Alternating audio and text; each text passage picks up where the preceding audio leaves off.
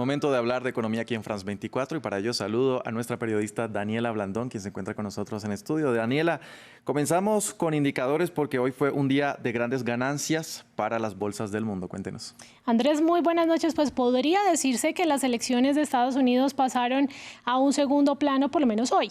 Lo que agitó las bolsas fue la esperanza sobre una vacuna contra el COVID-19. La estadounidense Pfizer y la alemana BioNTech anunciaron una efectividad del 90% de su proyecto y Rusia dijo lo mismo sobre el suyo. La euforia fue más notoria en Europa, Andrés. La Bolsa de Madrid tuvo su mayor alza en más de una década. En el gráfico vemos cómo se dispara justo después de conocerse la noticia, para cerrar con una ganancia de casi 9%. Lo mismo se observó en París. El anuncio catapultó el índice CAC 40 en cerca del 8% y pasó las 5.000 unidades.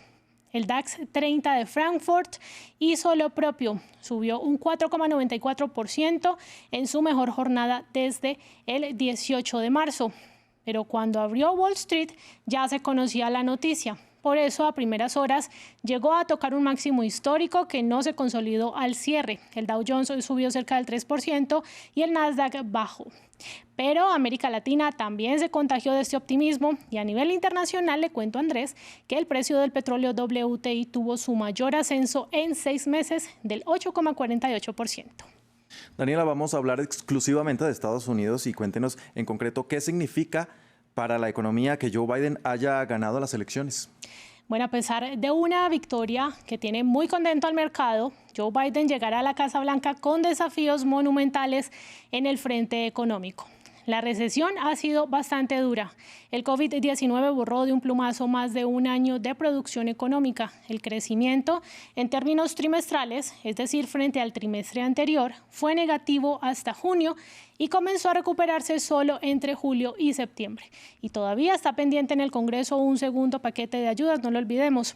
Y en términos de empleo, la pandemia acabó con 5 años de crecimiento. Cuando Donald Trump llegó, era del 4,7% y uno de sus mayores logros, esto hay que decirlo, fue reducirlo hasta el 3,5%, el menor en medio siglo.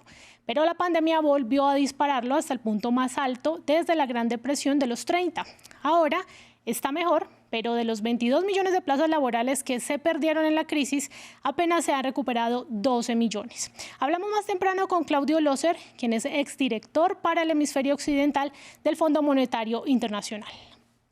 Evidentemente, el presidente electo Biden va a recibir una economía en un estado complicado, diferente de lo que recibió Obama en su momento, porque todavía el COVID está presente, lo cual genera mayor grado de incertidumbre en términos de la recuperación. Pero nos encontramos con una economía que tiene un altísimo desempleo, que todavía requiere de un programa de estímulo importantísimo.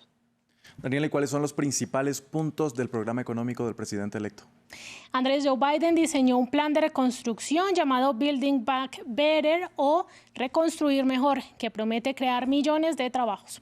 Entre sus pilares están políticas contra el cambio climático y más inversión en manufacturas, así como en tecnologías limpias.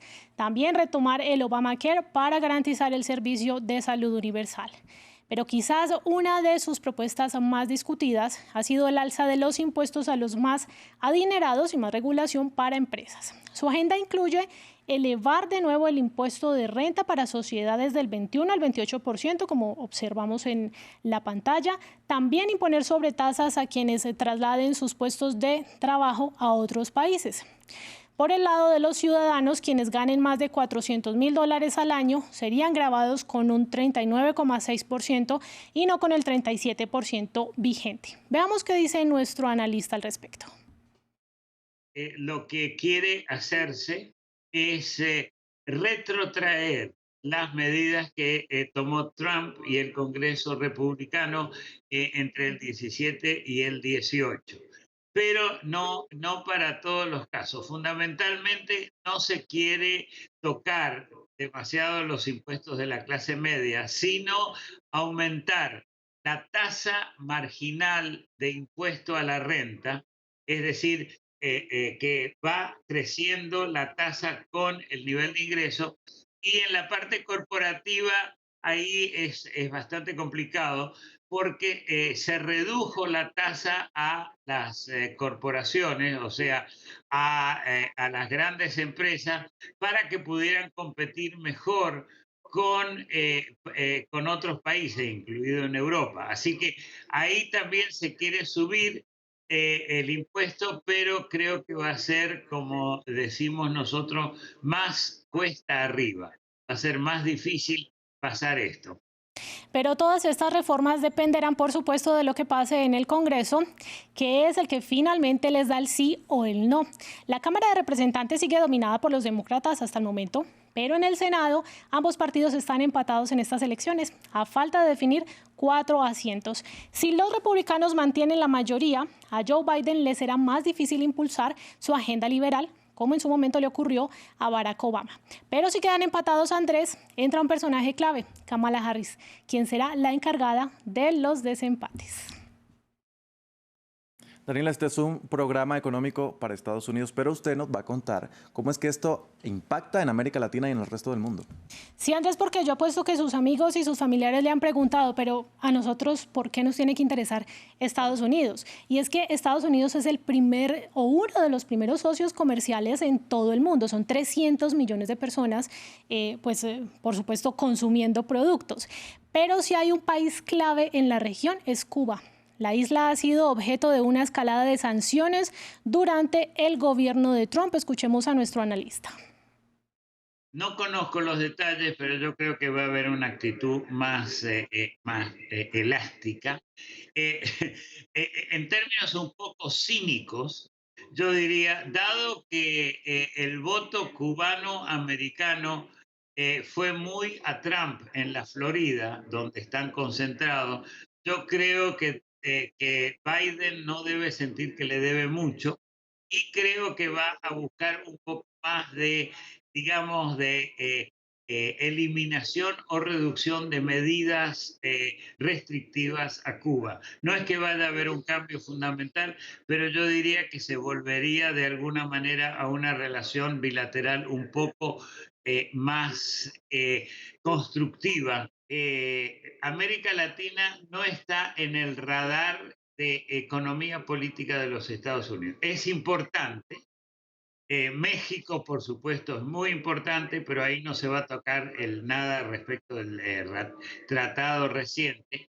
Ahora, Biden va a ir a un sistema de cooperación internacional que Trump no tenía. Y eso yo creo que va a ayudar a la región.